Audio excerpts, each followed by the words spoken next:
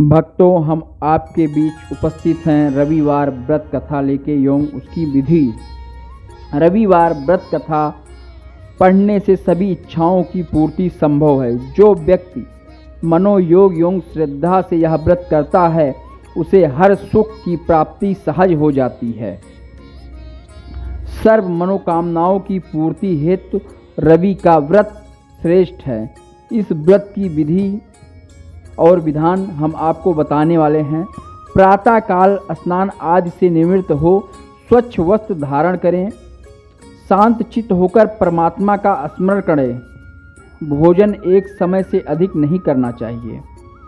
भोजन तथा फलाहार सूर्य के प्रकाश रहते ही कर लेना उचित है। यदि निराहार रहने पर सूर्य छिप जाएं, तो दूसरे दिन सूर्य उदय हो जाने पर अर्घ देने के बाद ही भोजन करें। व्रत के अंत में व्रत कथा अवश्य सुननी चाहिए। व्रत के दिन नमकीन तेल युक्त भोजन कदापि न ग्रहण करें। इस व्रत के करने से मान सम्मान बढ़ता है तथा व्यक्ति शत्रुओं के क्षय होता है। आँख की पीड़ा के अतिरिक्त अन्य सब पीड़ाएं दूर होती हैं। मित्रों, आइए हम रविवार व्रत कथा के बारे में जानते हैं। एक बुढ़िया थी। उसका नियम था प्रति रविवार को सवेरे ही स्नान आदि कर घर में गोबर से लीप कर फिर भोजन तैयार भगवान का भोग लगा स्वयं भोजन करती थी। ऐसा व्रत करने से उनके घर में अनेक प्रकार धन धान्य से पूर्ण था। श्री हरि की कृपा से घर में किसी प्रकार की बीज या दुख नहीं था। सब प्रकार से घर आनंद रहता था। इसी तरह से कुछ दिन बीत जाने पर उसकी एक पड़ोसन जिसकी गौ का गोबर वह बुढ़िया लाया करती थी, विचार करने लगी, यह वृद्ध सर्वदा मेरी गौ का गोबर ले जाती है, इसीलिए अपनी गौ को घर के भीतर बांधने लग गई। बुढ़िया को गोबर ना मिलने से रविवार के दिन अपने घर को ना लीप सकी, इसीलिए उसने ना तो भोजन बनाया ना भगवान का भोग लगाया तथा स्वयं भी उसने भोजन नहीं किया। इस प्रकार उसने निराहार व्रत किया। रात्रि हो गई और वह भूखी ही सो गई। रात्रि में भगवान ने उसे स्वप्न दिया और भोजन ना बनाने तथा लगाने का कारण पूछा। वृद्धा ने गोबर ना मिलने का कारण सुनाया।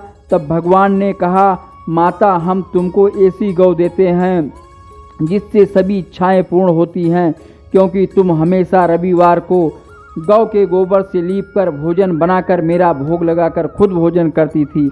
इससे मैं बहुत खुश होकर तुमको वरदान देता हूँ। निर्धन को धन और बाज स्त्री को पुत्र देकर दुखों को दूर करता हूँ तथा अंत समय में मोक्ष देता हूँ। स्वप्न में ऐसा वरदान देकर भगवान तो अंतर्ध्यान हो गए और वृद्धा की आंख खुली तो वह देखती है कि आंगन में एक अति सुंदर गौ और बछड़ा बंधे हुए हैं। वह गाय और बछड़े को देखकर अति प्रसन्न हुई और उसको घर के बाहर बांध दिया और वहीं खाने को चारा डाल दिया।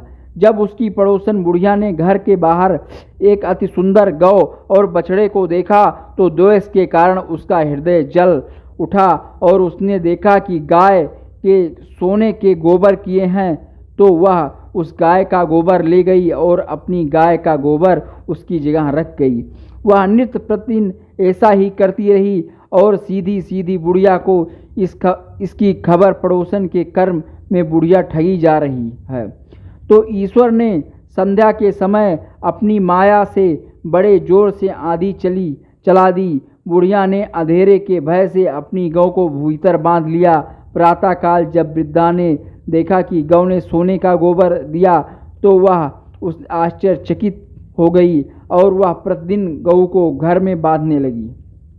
उधर पड़ोसन ने देखा कि बुढ़िया गऊ को घर के भीतर बांधने लगी है और उसका सोने का गोबर उठाने का दांव नहीं चलता, तो वह ईर्षा और डाह से जल उठी और कुछ उपाय न देख पड़ोसन ने उसे देश के राजा की सभा में जाकर कहा, महाराज, मेरे पड़ोस में एक वृद्धा के पास ऐसी गऊ है जो आप जैसे राजाओं के योग्य है। वह नित्य सोने का गोबर देती है। आप उस सोने से प्रजा का पालन करिए, वह वृद्ध इस सोने का क्या करेगी।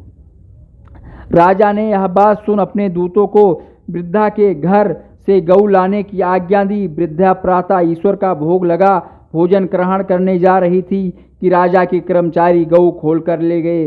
वृद्धा काफी रोई चिल्लाई, किंतु कर्मचारियों ने समझ कोई नहीं कहता। उस दिन वृद्धा गऊ के वियोग में भोजन न खा सकी और रात भर रोई। ईश्वर ने गऊ को पुनः पाने के लिए प्रार्थना करती रही। उधर राजा गऊ को देखकर बहुत प्रसन्न हुआ, लेकिन सुबह जैसे ही वह उठा सारा महल गोबर से भरा दिखाई देने लगा। राजा ने यह देख घबरा गया।